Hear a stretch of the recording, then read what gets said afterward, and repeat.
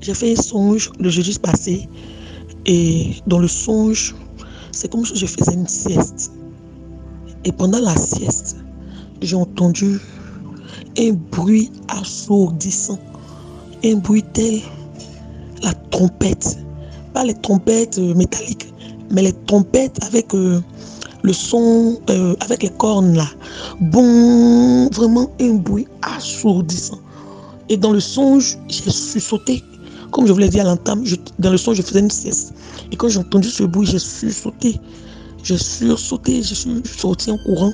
J'ai pas vu mes enfants, j'ai pas vu vraiment d'autres personnes avec qui on était tout le temps à la maison. Et j'ai vu que ma nounou qui a 22 ans, qui était seule au salon. Et je lui ai demandé, ah, mais qui fait ce bruit aussi énorme? Qu'est-ce qui s'est passé? Pourquoi ce bruit-là? Elle dit, ah, tanti, que vraiment, le bruit là, c'est partout. Qu'il y a l'embouteillage, on dit il y a voiture qui tombe, on dit il y a des avions qui tombent, on dit il y a tel truc. Vraiment, c'est la panique en ville, tanti. Il y a la panique. Et j'ai même pas eu le temps de lui demander où sont les enfants. Je cours aller voir. Et je sors sur la grande voie, une fois que les gens sont dans un embouteillage inexplicable. Et puis j'entends les gens crier parce que, oh, comme si il y a un dégât qui se faisait un peu partout. Donc dans la panique, je vois un chauffeur de Gbaka, comme je suis en Côte d'Ivoire, un chauffeur de Gbaka. Et puis je lui dis, mon frère, bonjour, qu'est-ce qui se passe? Il dit, ah, il semble que c'est le Jésus là qui est venu, que depuis 5 minutes là, c'est gâté partout. J'ai même appelé à l'intérieur, on dit c'est la même chose partout dans le monde, qu'il y a des accidents pas possibles. On dit, le Jésus est venu, c'est pourquoi il y a tout ce désordre en ville, qu'on est habitué, ça va passer tout à l'heure là. C'est comme ça qu'il m'a répondu. Donc dès qu'ils ont entendu, c'est le Jésus là qui est venu. Il dit, mon cœur tombé dans mon ventre. Il dit, oh Jésus, je vais partir pour me laisser. C'est la trompette que j'avais entendue pendant la sieste. Seigneur, comment se fait-il que tu sois parti pour me laisser? Et le Seigneur me transporte. Dans le même songe, le Seigneur me transporte dans mon église de base. Et là, c'est comme si l'enlèvement a eu lieu. Et les pasteurs, la place où s'asseyent les pasteurs était vide. Quelques anciens ont été enlevés. Et la plupart des chrétiens sont restés. Et donc je suis arrivé, tout le monde était en pleurs, ça pleurait.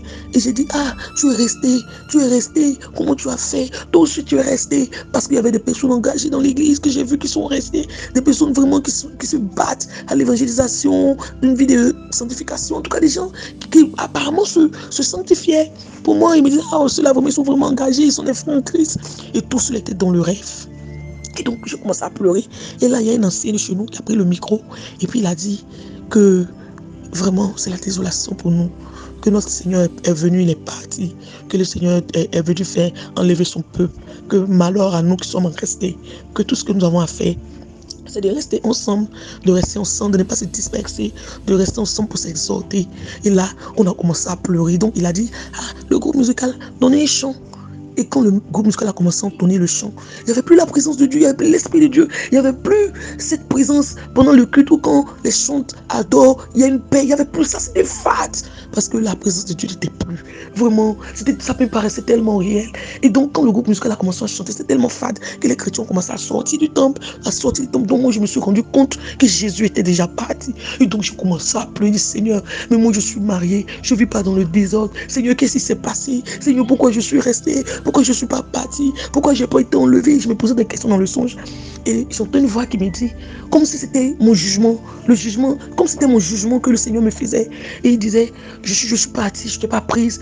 Pas que tu vivais dans le péché, mais tu n'avais pas ta robe pure, tu n'avais pas ta robe sanctifiée, ta robe était souillée. Oh, moi, je suis un Dieu de sainteté. Je suis venu tout prendre un peuple saint. Je suis venu racheter ceux qui ont lavé leur robe dans le sang de Jésus. Ta robe comporte encore des taches et je ne peux pas t'enlever à cause de ces taches-là.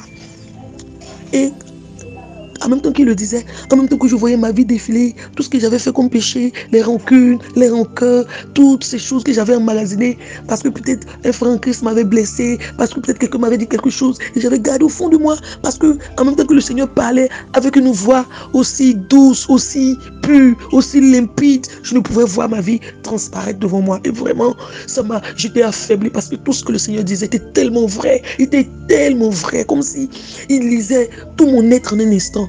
Donc je me suis mis et dit, oh Seigneur. Et au même instant, je vois que le Seigneur me fait visiter d'autres églises. Oh, c'est comme si l'enlèvement était fait, mais les églises étaient pleines à craquer.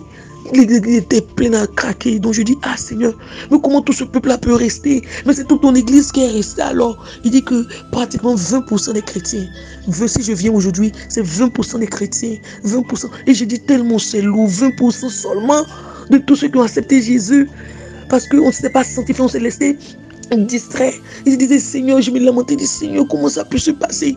Et puis il disait que je vous ai donné le travail comme un moyen d'épanouissement et vous en faites une priorité au détriment de mon œuvre, au détriment de ce pourquoi je vous ai sauvé, que vous méprisez les choses qui sont de moi, vous méprisez ma présence, vous méprisez mes choses. Vraiment, le Seigneur a fait tellement. Et quand je me suis réveillé, j'ai dit, mon Dieu, Seigneur.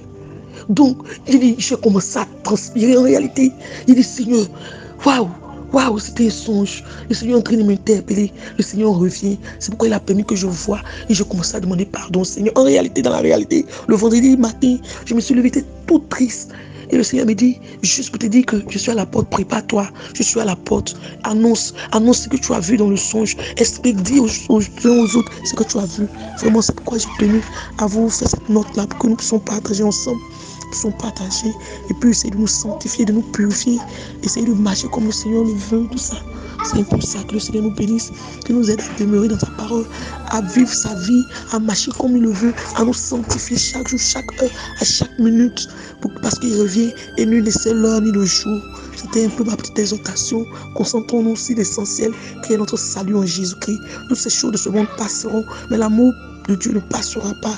Donc c'était mon message ce soir, que le Seigneur nous bénisse, qu'il nous donne de demeurer dans sa présence, d'aimer les choses qui sont de lui et d'aspirer à être enlevé au jour de son avènement.